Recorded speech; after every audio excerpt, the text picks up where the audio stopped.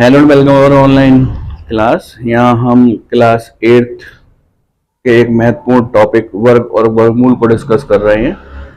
इस क्रम में हमारा 6 वीडियो लेक्चर है। 5th वीडियो लेक्चर में हमने एक्सरसाइज 2B के 3 क्वेश्चन डिस्कस कर लिए थे और वहां पर हमने कुछ गलतियां भी की थी। उन गलतियों को मैंने रिमूव नहीं किया, ना एडिट किया, क्योंकि जितनी गलतियां हम करते हैं उतनी ही हम सीखते हैं। तो जो गलतियां मैंने की क्वेश्चंस को सॉल्व करते समय, हो सकता है वो गलतियां आपसे भी हो या ना हो, लेकिन फिर भी मैंने जैसा वीडियो बनाया था वैसे ही मैंने उसको अपलोड कर दिया। और बार बार मैं एक ही लाइन बोल रहा था कि ये जो वर्गमूल के सवाल होते हैं उनको आप धैर्य से कीजिएगा, पेशेंस रखकर कीजिएगा। डिवाइडेशन में या भाग करने में कठिनाई हो जाती है, तो बार बार मेरा यही कहना था। आगे की ओर बढ़ते हैं। इस वीडियो लेक्चर में हम अभ्यास 2B के नेक्स्ट क्वेश्चन 4th की ओर बढ़ते हैं। आप अपनी बुक में भी देख सकते हैं। एक सेनानायक ने अपनी सेना को टोलियों में इस प्रकार विभाजित किया कि प्रत्येक टोली में उतने ही सैनिक थे जितने की कुल टोलियां थी। तो ये लाइन महत्वपूर्ण है। जब इस प्रकार की लाइन आती है कि जितनी जितनी ही पंक्तियां थी उतने ही हर पंक्ति में सैनिक थे, जितनी पंक्तियां थी हर पंक्ति में उतने ही आम के वृक्ष थे, तो ये वर्गमूल से संबंधित क्वेश्चन होते हैं। आगे कह रहे हैं, यदि उस सेना में कुल 6561 सैनिक थे तो प्रत्येक टोली में कितने सैनिक थे? तो टोलियों की संख्या और हर टोली में सैनिकों की संख्या बराबर है यहाँ पर, तो निश्चित ही ये वर्गमूल का सवाल है। यहाँ पर हमको गुणनखंड विधि से 6561 का गुणनखंड करना होगा, जिसके लिए हमको अभाज्य संख्याओं का प्रयोग करना होता है। तो यहाँ पर 6561 इसका गुणनखंड कर लीजिए। इसके लास्ट में 1 है, ये 3 से विभाजित होगा या फिर 7 से होगा या फिर 11 से होगा। 3 से कर लीजिए विभाजित। 3 दूनी 6, कुछ नहीं बचा। 5 में करिए, 3 एकम 3, 2 बचे, 26 हो गया। 3 अट्ठे 24, 2 बचे, 21 हो गया। तो 3 दूनी 6, 3 एकम 3, 3 अट्ठे 24, 3 सत्ते 21। 3 से कर लीजिए, 3 सत्ते 21, 3 दूनी 6, 3 नम 27। 3 से कर लीजिए, अगर हो जाता है तो 3 दूनी 6, 3 चौक 12, 3 तिया 9। फिर 3 से कर लीजिए, 3 अट्ठे 24, 3 एकम 3, 3 दूनी 6, 3 सत्ते 21, 3 नम 27, 3 एकम 3। तो 6561, 1 2 3 4 5 6 7 8, 8 का मतलब 4 जोड़े। 3 तिया 9, 9 81। तो 81 टोलियां बनी और प्रत्येक टोली में सैनिक बराबर 81। अच्छा सवाल है, पेपर के पॉइंट ऑफ व्यू से काफी आ जाता है ये वाला क्वेश्चन। नेक्स्ट क्वेश्चन की ओर बढ़ते हैं। 5th क्वेश्चन में कह रहे हैं कि एक सेनानायक अपने जवानों को पंक्तियों में खड़ा करके एक वर्ग बनाता है। बाद में उसे ज्ञात होता है कि 60 जवान शेष रह जाते हैं, मतलब 60 जवानों की वर्ग नहीं बन पाए। यदि उसके पास 8160 जवान थे तो बताइए प्रत्येक पंक्ति में सेनानायक ने कितने जवान खड़े किए थे? तो कुल मिला के 8160 जवान उसके पास थे और 60 जवानों को उसने पहले ही बाहर कर दिया या बाद को बाहर किया। तो कहने का मतलब ये है कि जवानों की जो संख्या जो टोली में इस्तेमाल हुई 8060 में से आप 60 माइनस कर दीजिए, क्योंकि वो 60 जवान तो टोलियों में शामिल ही नहीं हुए। 8100 जवान टोलियों में शामिल हुए। अब आप इनका वर्गमूल ज्ञात कर लीजिए। 8100 तो 2 से विभाजित कर लीजिए। 2 दूनी 2 चौक 8, बचा 1। ध्यान से करिएगा विभाजित, गलती कर देते हैं। देखो मैं यहां कर देता हूं। दो चौक 8, कुछ नहीं बचा, एक उतार लिया। अब एक छोटा है, दो बड़ा है, जीरो बड़ा करके अगला अंक उतारिए, दो पंजे 10, कुछ नहीं बचा, जीरो बचा, उसको यहाँ बढ़ा दीजिए, तो ये बचा 40 50, दो दूनी 4, दो दूनी 4, दो पंजे 10, सही करा है। 5 आया, 5 से विभाजित कर लीजिए या 3 से विभाजित करके देख लीजिए। तो 3 छंग 18, बचा 2, हो गए 22, 3 सत्ते 21, 3 पंजे 15, 3 छंग 18, 3 सत्ते 21, 3 पंजे 15, 3 दूनी 6, 3 दूनी 6, 3 पंजे 15, 3 सत्ते 21, 3 पंजे 15, 3 दूनी 6, 3 पंजे 15 और 5 से तो हो गई हो। तो कुल मिलाकर के 8100 का जो वर्गमूल आया, 1 2 2 में से एक बार 2 लिख दीजिए, 1 2 3 4, तो 2 बार 3 लिख दीजिए और एक बार 5 लिख दीजिए। 2 तिया 6, 6 तिया 18, 18 पंजे 90। तो कितनी टोली बनी उसकी, क्या पूछ रहा है वो, कितने जवान खड़े करे। टोली बनी 90 और प्रत्येक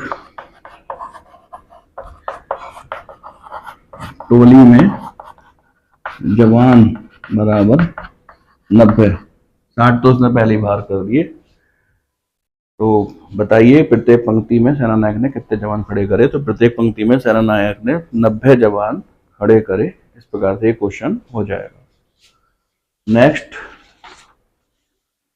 6 क्वेश्चन की ओर बढ़ते हैं। 2 सवाल और रह गए हैं। वह छोटी से छोटी संख्या ज्ञात कीजिए जिसमें 1890 से गुणा करने पर गुणनफल पूर्ण वर्ग हो जाए। आसान सही सवाल है, ज्यादा कोई कठिन सवाल नहीं है। 1890 क्वेश्चन नंबर है ये 6। 1890 के वर्ग बनाते समय कोई संख्या इसमें परेशान कर रही होगी, उस संख्या का जोड़ा ना बनने होगा, उतने से गुणा कर देंगे, जितने का जोड़ा नहीं बनना है तो जोड़े बन जाएंगे, तो हमारी संख्या पूर्ण वर्ग हो जाएगी। तो इसके लास्ट में 0 है, 2 से विभाजित कर दीजिए, 2 ने 18, 2 चौक 8, 2 पंजे 10, 3 से करके देख लीजिए एक बार, हो जाएगा। 3 तिया 9, 3 एकम 3, 3 पंजे 15, 3 से कर लीजिए ध्यान से, 3 एकम 3, कुछ नहीं बचा, एक उतारा, एक छोटा है 3 बड़ा, 0 बड़ा करके 5 उतारा, 3 पंजे 15, 3 तिया 9, 3 पंजे 15 और 5 सत्ते 35। तो देखिए इनके तो इसका तो पेयर बन गया, ना 2 का पेयर बना, ना 3 का पेयर बना, ना 5 का बना, ना 7 का बना।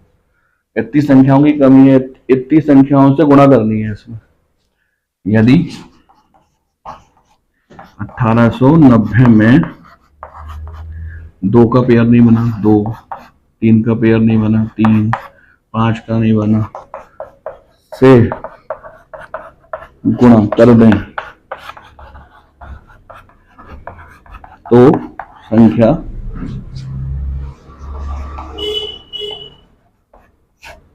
1890 पूर्ण वर्ग हो जाएगी। ये गुणा कर लीजिए, 3 दूनी 6, 6 पंजे 30 और 30 सत्ते 210। संख्या कितनी आ गई, 210। 210 से गुणा करनी पड़ेगी 1890 में, तो जाकर के ये पूर्ण वर्ग बनेगा। लास्ट क्वेश्चन कहते हैं, वह छोटी से छोटी संख्या ज्ञात कीजिए जिसमें 9408 में भाग देने पर भागफल, इसमें भाग देने की बात कर रहे हैं, पूर्ण वर्ग बन जाए। तो सवाल 7वें सवाल में भी गुणनखंड कर लीजिए। वह छोटी से छोटी संख्या ज्ञात कीजिए, 9408 2 से विभाजित कर दीजिए, 2 चौक 8, बचा 1 होगा 14, 2 सत्ते 14, 2 चौक 8, दो दूनी 4, दो तिया 6, दो पंजे 10, दो दूनी 4, दो एकम 2, दो एकम 2, दो सत्ते 14, दो छिक्का 12, दो पंजे 10, बचा एक हो गया 17, दो अट्ठे 16 और दो तिया 6। 583 को किससे विभाजित करें, या कहीं गलती कर दी, चेक कर लें। हमारा तो ना आ रहा 583, दो चौक 8, दो सत्ते 14, दो चौक 8, दो दूनी 4, दो तिया 6, दो पंजे 10, दो दूनी 4, दो एकम 2, दो एकम 2, दो सत्ते 14, दो छिक्का 12, दो पंजे 10, बचा एक हो गए 17, दो अट्ठे 16 और दो अट्ठे 16 ही आ रहा है। दो दूनी 4, दो नैम 18, दो चौक 8, दो एकम 2, दो चौक 8, दो सत्ते 14, 147 किससे विभाजित होगा, 147 7 है, 3 से कर लो, 3 चौक 12, बचे 2, 27 हो गया भाई। 3 से 3 चौक 12, 3 सत्ते 3 नैम 27, 7 सत्ते 49, तो ये जोड़ा बन गया, ये जोड़ा बन गया, ये जोड़ा बन गया, ये भी जोड़ा बन गया, 3 का जोड़ा ना बना। 9408 में किससे, 3 से भाग करने पर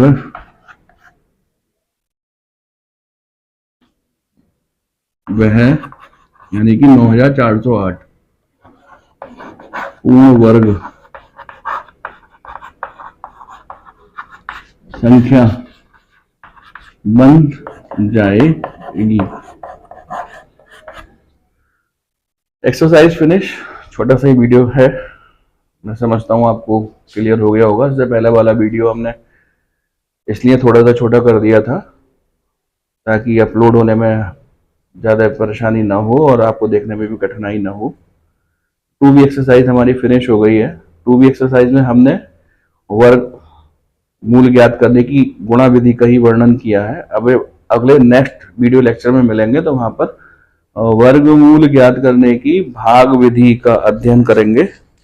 और बहुत से बच्चों को प्रॉब्लम होती है वहां पर, भाग विधि अगर एक बार समझ में आ जाती है तो फिर कंपटीशन के पॉइंट ऑफ व्यू से और हमारे क्लास 8 के एग्जाम के पॉइंट ऑफ व्यू से बहुत अच्छे सवाल वहां पर सॉल्व हो जाते हैं। तो प्रयास करेंगे कि बहुत कम शब्दों में बहुत अच्छी तरीके से आपको समझाने की कोशिश करें।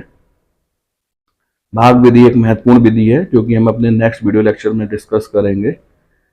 फिर से मैं वही बोलता हूं कि आप इन वीडियो को बार बार देखिएगा, नोट्स बनाइएगा, लिखिएगा, कठिनाई परेशानी हो पूछिएगा, शेयर करिएगा, अपने मित्रों से डिस्कस करिएगा। और एक नंबर यहाँ पे बार बार फ्लैश हो रहा है, अगर कोई कठिनाई या परेशानी आती है तो उस नंबर पर आप पूछ भी सकते हैं। जैसे भी समय मिलेगा आपके क्वेश्चंस को जल्दी से जल्दी जवाब दिया जाएगा। बस वहां पर आपको अपना नाम मेंशन करना है। अगर आप व्हाट्सएप ग्रुप पे कमेंट्स करते हैं कि सर मेरा नाम ये है और मुझे ये कठिनाई आ रही है, एक बार डिस्कस कर दो, तो छोटा सा वीडियो बनाकर आपके लिए स्पेशली व्हाट्सएप ग्रुप पर ही भेज देंगे। तो अब मिलते हैं अपने नेक्स्ट वीडियो लेक्चर में, जहां पर हम वर्गमूल ज्ञात करने की भाग विधि का अध्ययन करेंगे।